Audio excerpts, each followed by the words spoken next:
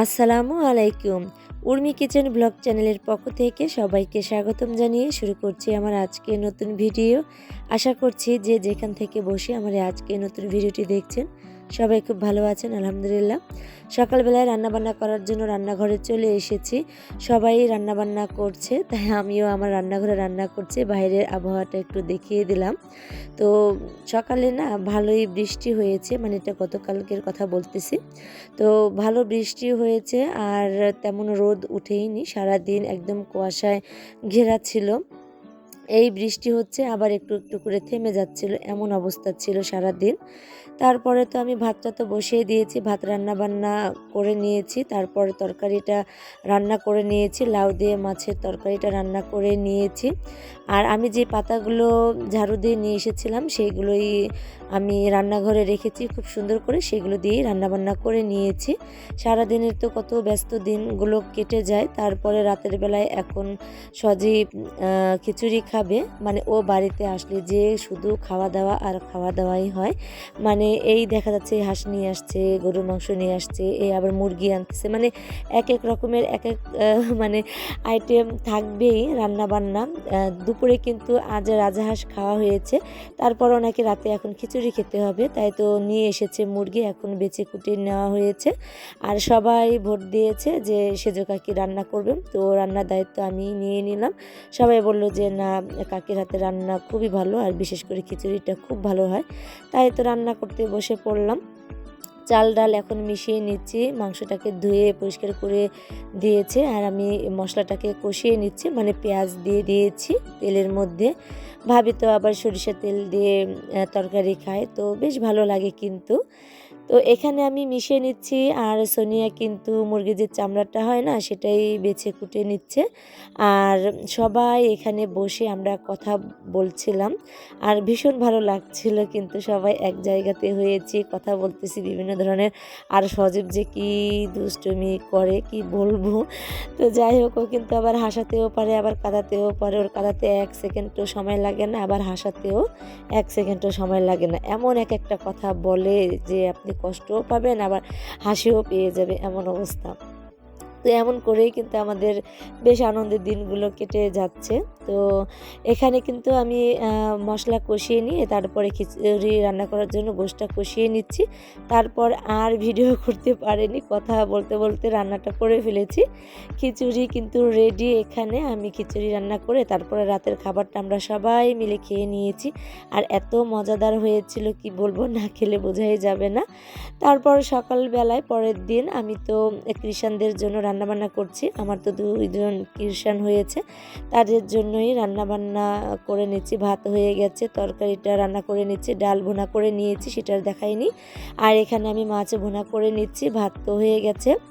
তারপর সজীব, লাবণী, সোনিয়া ওরা সবাই আমাদের এখানে দুপুরে খাবে, তো ভর্তা ভাতেরই আয়োজন করছি। ওরা যা যা খেতে চেয়েছে তারই আয়োজন করে নিচ্ছি। সকালে নাস্তা খেয়ে সবাই উঠানে বসে আছে রোদে।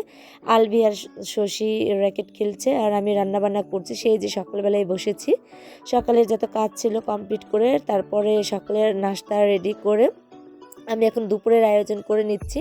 প্রথমে লাউ শাক সেদ্ধ করে নিয়েছি, তারপরে তেলাকুচের পাতা সেদ্ধ করে নিয়েছি, আর এখন ওই পানির মধ্যেই ডিম আর আলু সেদ্ধ করে দিয়েছি। মানে সব কিছু আজ শুধু ভর্তাই হবে বেশিরভাগ। আর এখন কালি জিরাটা আমি ভেজে নিচ্ছি। এরপর পেঁয়াজ, কাঁচামরিচ, রসুন আমি তেলের মধ্যে ভেজে নিচ্ছি ভর্তার জন্য। আর এই ভর্তা বাটাবাটির কাজটা ছোট যাই করে নিয়েছে। আর এই যে এগুলো আমি তেলের মধ্যে ভেজে নিয়েছি, তেলাকুচের পাতা আর হচ্ছে লাউয়ের পাতা।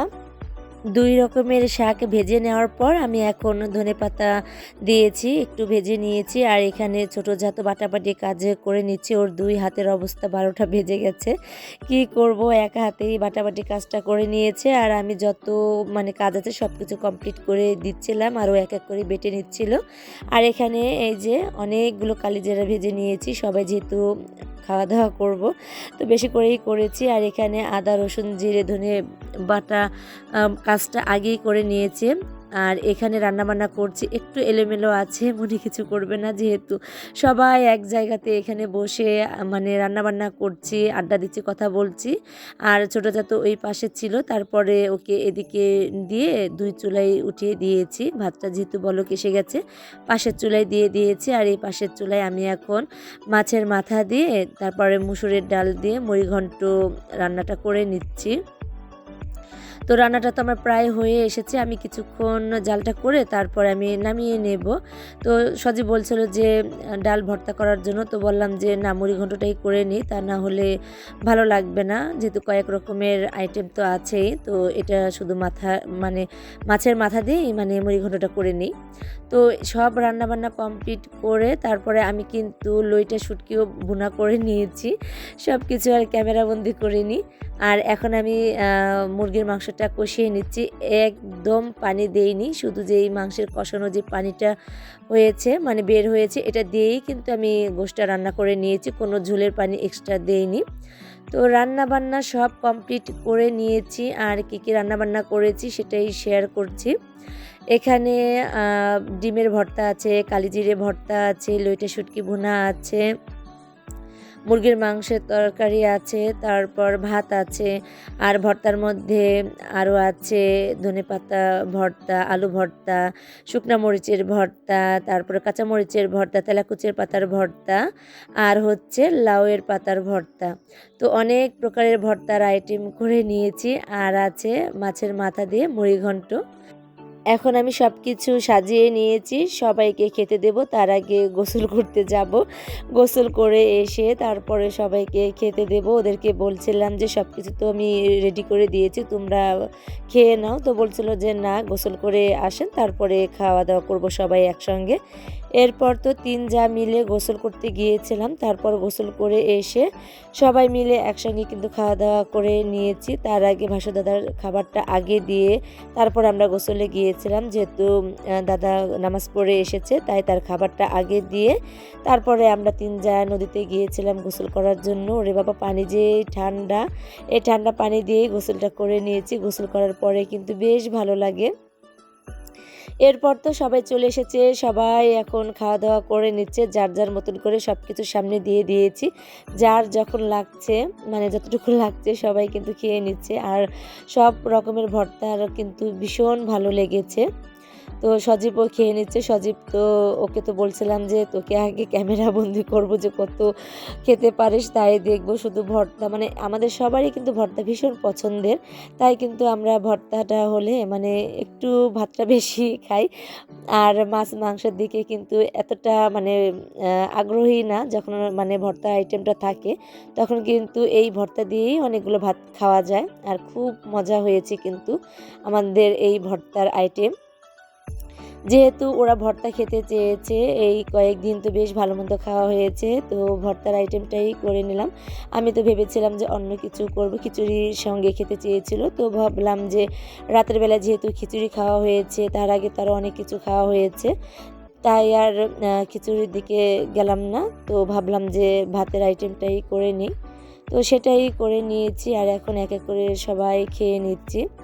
যেহেতু রোদের কারণে ক্যামেরাটা একটু মানে বোঝা যাচ্ছে একদম ঘোলাটে হয়ে যাচ্ছে, বাইরে রোদের আলোটা আমার বিছানায় চলে এসেছে, তাই একটু দেখতে অন্যরকম লাগতে পারে, মনে কিছু করবেন না। যেহেতু ডাইনিং টেবিলটা আমার ঘরে এখনও সেট করা হয়নি, বিল্ডিং না হওয়া পর্যন্ত এভাবেই আর কি থাকতে হবে, করার কিচ্ছু নেই। সময় যখন হবে তখন সব কিছু এমনিতেই পরিবেশ ঠিক হয়ে যাবে, আর সব কিছু গুছিয়ে নিতে পারবো। এখন যেহেতু এলোমেলো আছে, এভাবেই সাজিয়ে গুছিয়ে চলতেছি আর কি।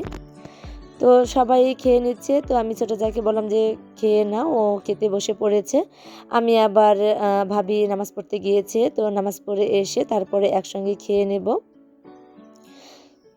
তারপর দুপুরে খাওয়া দাওয়া কমপ্লিট করে নিয়েছি।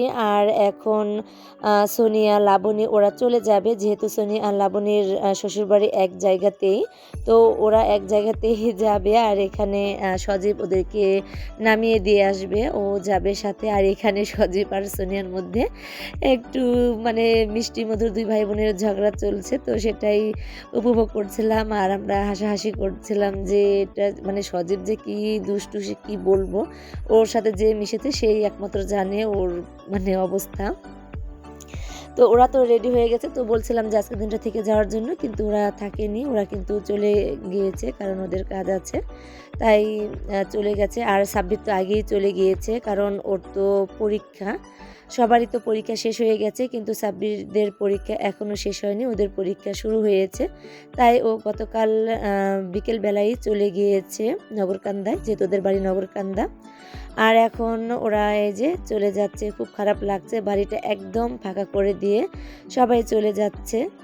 এতদিন খুব ভালোই ছিলাম সবাই একসঙ্গে। তো যাই হোক, ওদেরকে বিদায় জানাতে জানাতে আপনাদেরকেও বিদায় জানাচ্ছি। সবাই ভালো থাকবেন, সুস্থ থাকবেন, এবং আমার ভুল ত্রুটিগুলো অবশ্যই ক্ষমাসুন্দর দৃষ্টিতে দেখবেন। কেমন লাগলো কমেন্ট করে জানাবেন। আজ এ পর্যন্ত, আসসালামু আলাইকুম।